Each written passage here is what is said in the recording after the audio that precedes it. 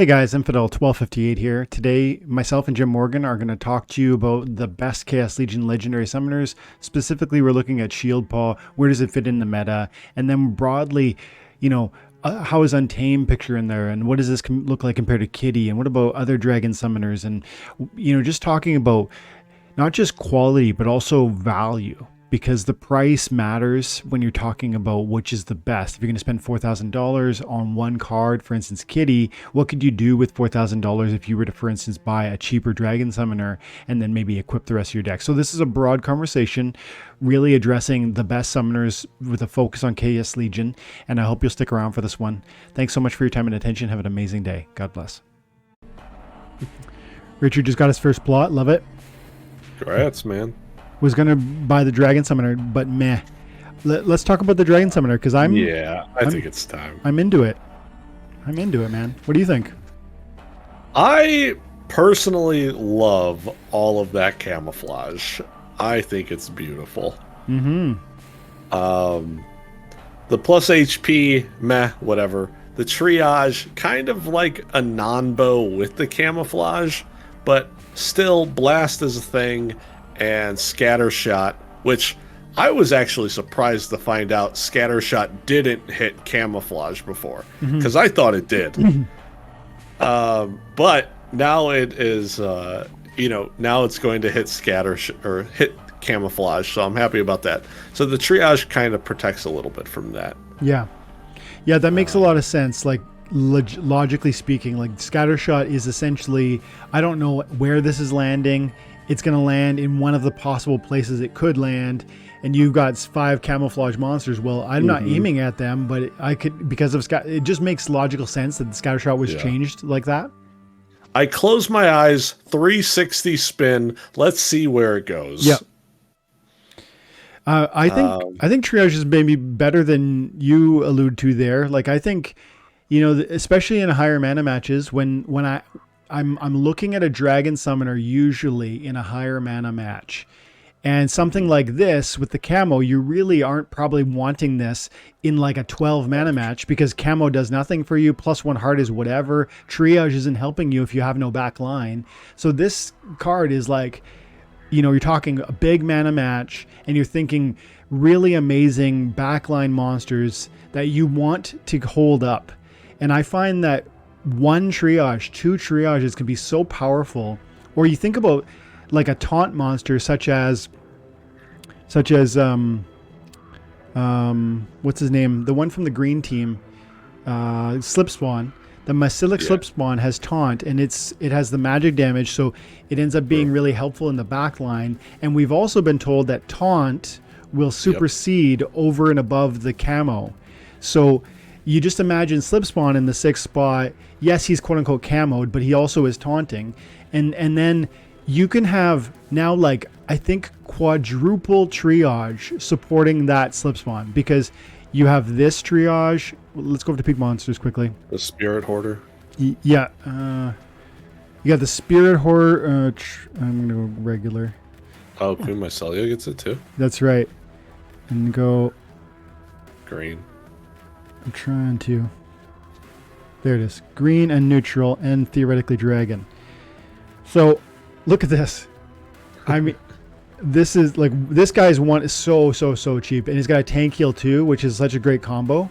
So you got 1, 2, 3 triages, and then you get 4 from your summoner, and then remember Slipspawn has force field, so if he is taking big 5 damage bombs, they're actually turning into 1, which makes it so much easier to triage it up. And I didn't know Uloth has triage. Yeah, there it is. Like, this is a damage doer that could maybe, you know what I mean? Like, that's a good amount of stun. Right? Yeah, that's a good card. And the stun. So I think there's going to be I think that triage is actually pretty meaningful. And then, like you said, the blast, just helping a little bit when the blast is getting back there. So real quick, DJ said, Jim, return fire, magic reflect, thorns. Come on. You can keep your backline alive forever to heal and repair your tank. Yes and no, because this isn't a buff to your whole team triage. This is a buff from your summoner that's just going to trigger. That's right. So you're only triaging the one from the backline that has taken damage closest to your tank. So in line order. If your whole backline is taking, if your whole backline is taking essentially return fire, the thorns effects, blah blah blah. There's no way you're keeping your backline alive forever. It's not enough healing, and but overall, I think the card's really cool. I know everyone was overhyping it because they're like, "Oh, it's going to be the next Kitty," except we knew that they were kind of nerfing this latest set because of how strong the previous one was. They're like, all right, we don't want to have that much power creep. Yeah. Right. They're trying to balance things out. They're trying to get us away from the one card perfection, unless you're sitting on a Lux, but that's a different story. Yeah. And I think that makes me want to comment more on the comparison between this and Kitty, because I think, yeah, I mean, this is not Kitty. Kitty is unique in its sort of power. But like we talked about earlier, this game is designed in a way where the best card in the game is not good in many, many contexts. And that is true for Kitty. And I feel as though we have rose-colored glasses when we look at Kitty, because it's so expensive. First of all, part of it is that the price is appreciated so dramatically that our community ends up saying, like, this has been proven to be, everyone wants it. And we look at the prices and say, look, it's like verifiable. It's objectively true. This card is so amazing. It's the best. And in some sense, we use the price appreciation as like the silver bullet to a conversation. Like you might like talk about who's the best NHL player of all time, and you'd be like, well, who's got more Stanley Cups? And in some sense, the price of the card currently is what it feeds into the conversation of Kitty is the best, because it is probably the best. But it's like, there's so many contexts you wouldn't want that card. And then the broader conversation too always has to come back to, if you had, like, you're playing a diamond level D league and you have $3,300, $4,000 for a Kitty, or $4,000 to build your deck, your diamond deck, you better not pick Kitty. Like, that's not the play. Like, there's so many holes you could fill with $4,000. And so when you take the picture as a whole and you start to recognize that, yes, it's a powerful card, but options are really, and diversity and being able to surprise your opponent, those are really where like massive, I guess, success comes out of. I think I'm not saying Kitty's bad. I'm just saying it's so, there's just so much love for this card. And then I think that translates into looking at Shieldpaw and being like, oh, it's like, I saw comments being like, it's terrible, or even in the comment section today, like, meh. It's like, no, this is a very good card. It's very good, and it'll have a unique circumstance too. Like I alluded to earlier, you're not going to use this in a 12 mana match. There would be no reason to. You probably, but in a really high mana match, this is going to be very substantial. Camouflage to your best support monsters that are super vulnerable because of their glass cannons. Well, now they're tucked away back there because of camo. And that's going to allow bombs to be dropped as long as your tank is being upheld. But many times, those amazing support monsters that are dropping bombs are also giving things like blind, or they're giving things like triage or tank heal or repair that are helping to support that one visible tank. And then, like I said, you can do double taunts. Like, you can put in the first position one amazing tank, in the sixth position a slip spawn, and really rely on. So this card is amazing, and we're wrong to say it's not, but it's probably not as good as Kitty. But at the same time, that doesn't mean it's not amazing, and it's not going to see its own story of appreciation. And yeah, maybe I'll stop there and I'll let you, Jim. What do you think about that? All right. So I kind of got distracted, started looking up Mm. whoever has the most Stanley Cups. No, it's all. I was Kitty versus Shieldpaw, and Oh, is Kitty just like night and day better than this thing, or what's the like? Don't do you see or do you agree with my suggestion that the context matters and price matters? If you got $4,000 to buy a Kitty, yeah, look at what that could do for your overall deck. So, what do yeah. you think about all that? If we're saying price does, all right, say money doesn't matter. Obviously, one card is better than the other, Sure. except people are working on a budget here. Okay, not everyone is just gonna go out buy a kitty. Everyone can't go out and buy a kitty. Yep. Right? It's literally impossible. Um, so I think the real question is, right, not so much between Kitty and this card. I think it's between Quicks and this card with Shieldpaw. I think that is the real question here. Interesting. And I personally went for the Quicks because I like that more proactive route. The speed control nerf, and like if there's ever Rangers, because Rangers hit pretty dang hard, right? And there's times where I've seen that carry me because they brought in a couple Rangers that are hitting like a truck, and it's just like, all right, nerf their damage output as well. But I do see a lot of cool things that you can do with this new character. Yeah. Having camouflage on just like the cards that would normally get sniped out, just destroyed, makes it to where, all right, you mix it with the death monsters who have the life leech, and it's like by the time they get to the front, they're huge, right? Yep.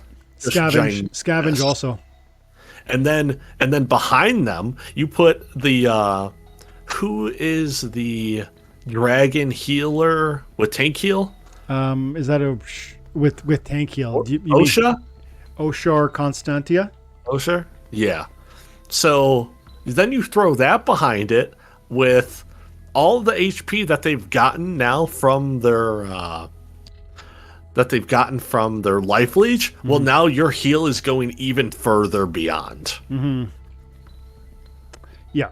So there's like so many cool things that you can do with this card and just like be able to get away with it. And it's like, sure, Scattershot can hit your stuff, but we already know that Scattershot isn't consistent.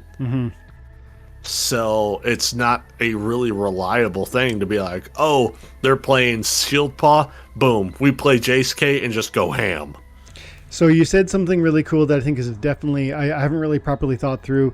The conversation isn't maybe Kitty versus Shieldpaw, but Quicks versus Shieldpaw, and I do think Quicks is another one we sleep on. But I think, I want to say a couple things, and I want to throw back to you because I'm just going to dip out for a minute, guys. BRB, but it seems to me Quicks is underrated. And I think I find a lot of success with this card. For 4 mana, it gives you the speed reduction and the archery. And there's so many, like even now we have the archery only rule set, which is becoming, I see it quite a few times. And then cards like Fernheart, where archery is becoming more prevalent, even in the first position, makes Quicks, gives you like that indirect buff. And then but even not only I think Quicks is underrated, and maybe that's an interesting conversation that you started there, Jem, but I also just wonder, like, where do you think about, like, where does Shieldpaw fit in this conversation? Like the legendaries from this, not just Quicks, but like Immortalis, Possibilis, Grandmaster, Astral, Conqueror, you know what I mean? Like, because there's I think you got to remember the dragon component gives it a huge leg up on any one splinter, regardless of whether you like maybe the kit of one of them uniquely powerfully. But also, I think it's a strong kit. So I'm just going to step away for 1 minute, but I just want to hear you maybe talk about that a little bit, Jim, about like, where does it fit into this, not just with Quicks, but with the rest of these legendaries? Yeah. Okay, buddy. Yeah, I'll be right sure. All right. So specifically when it comes to all of these legendary summoners, For me, I always like to look at what can be the most proactive or provide like an omni defense, right? So, because there's ways to set up counters for your opponent, except there's ways to just play around that. So you need to have something that it's literally impossible for them to play around. Grandmaster Wraith, phenomenal card because of it. Gives everything armor, gives everything the void. Void shield? Yeah. Void shield, and then the amplify, nice little added bonus. When it works great. But you're providing that omni defense to where normally you're better off playing proactively. So with the Possibilus, yeah, the trample's really great, but I see it just being like a win more card because the HP doesn't provide anything for you to just be like hit them harder. There's no pierce. The reach is cool, but they already have so many really good reach cards. So the reach is kind of like meh. And then the trample, when it connects, boom, it's great. It looks amazing. The astral entity, I know you're able to do some cool stuff with it, but looking at the stats, the -2 armor is definitely nice, but then the dodge, resurrection, it's not proactive enough for me. There's no speed, there's no damage increase, so you're not really getting a speed control. You kind of are with the dodge, but it's not the same as just I'm going first and I don't have to worry about anything. Immortalis, huge fan of this card. I love the -HP and the other cards that you're able to play with it. In terms of what's this new guy called? Shieldpaw. Yeah. In terms of where I would place him with this, I would place him around like middle of the pack because it doesn't really provide you anything offensively, but it provides you essentially an omni defense with I'm able to just completely avoid your attack because you can't attack me unless you have the shield or scatter shot. That's the only way. So in theory, it is essentially an omni defense. So we could put it slightly above. I'm doing a little. Yeah, that's kind of my thoughts with it. I'm doing a poll right now. I heard you talk about. I heard the word proactive, and you're talking. So you're speaking about, like creating your own best foot forward versus like, trying to stop your opponent from doing so, right? Yeah. But then you also have to look at the omni defense that Wraith provides, which I've also talked about. Because it's like, okay, I'm going to set up all these counter plays, and it's like, if they're going magic, I'm going to destroy them, and then it's like they don't go magic. So it's like, what was the point of that defense or the counter play? Yeah. So it's very difficult playing control because you don't know what your opponent's going to play. It's not a tournament that you go to, and it's like, oh, I know everyone in the top 8's playing this deck. And I'm going to build towards that deck and everything else in the meta. You don't know what people are going to pick. You don't know the rule set. So the best thing you can do is apply pressure. You need to be the one going out there and just getting it. You know what? There's a comment that I got from a friend of mine on, let's see, it's right in here. Comments. Let's see, I have responded to it. Let me see. Betelgeuse is like part of the time and attention, but also he's been like a long-time supporter for the YouTube channel, and he's actually very generously over the years like given stuff for giveaways for our community. So great guy. And he goes, it's on the topic of Shieldpaw, and it's on like, I guess, the value proposition for these sort of Chaos Legion legendary summoners. Where did he? That's not the one. Here it is. He goes, I was actually hoping one of the airdrop summoners would have a magic buff. Oh, well. Same. Yeah. Me too, actually. About this one, though, concerning the artwork. Yeah, not what I expected. Honestly, it sounds like he doesn't really care about that. But then he goes, overall, I'd say it's underwhelming for this and a lot of the Chaos Legion airdrops. And this is something I want to talk about here. He goes, But okay, but the thought that is most front and center for me is this: to get airdropped a max copy of this card, one would have to have purchased 7,425 packs for this. Just let that sink in. Do those two sides seem equal? And so, at least for me, buying Chaos Legion packs to get airdrops is completely, utterly insane. Unless you have money to burn. Who knows? Maybe the sentiment was similar for the last set too at the time. So, this idea of like, you need 7,400 packs to get a max copy of this card. Like, what are that seems crazy. And I wanted to talk about that, Jim. I think that's kind of wrong, though. The thinking is wrong, or what do you mean? The number of packs. Oh, how so? Because isn't it like, in theory you need half because you have a 2% chance of getting the cards? I don't know, man. I don't know aside from the guarantees. Even maybe you're right. I actually don't know though. And okay, I'm pretty sure it's a 2% chance per pack that you have. But I think even if that's so, like, I almost want to pull back. Never mind. Okay. Yeah, because I think even I feel like the bigger conversation is around.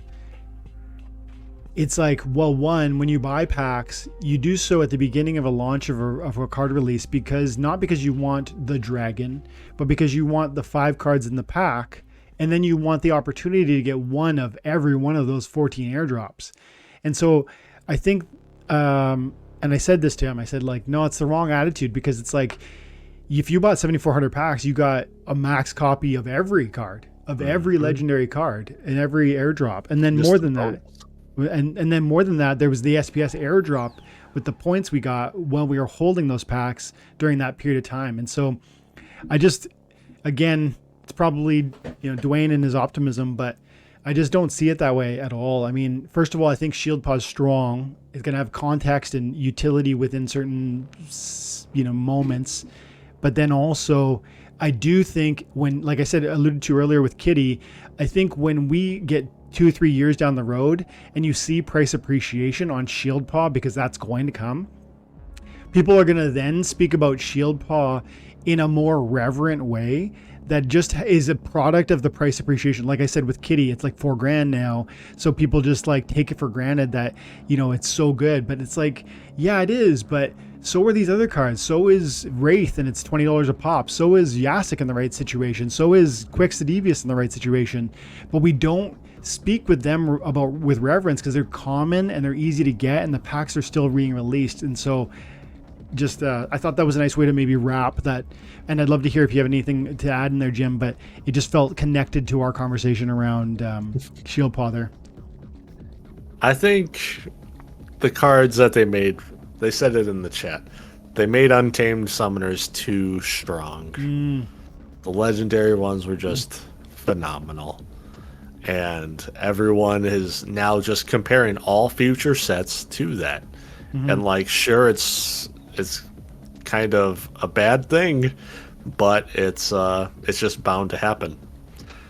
The poll results coming through. Oh man, can you see it, Jim? I pressed close. Oh yeah. So in 99 mana match, Shieldpaw is the best Chaos Legion summoner, legendary summoner, with 70%.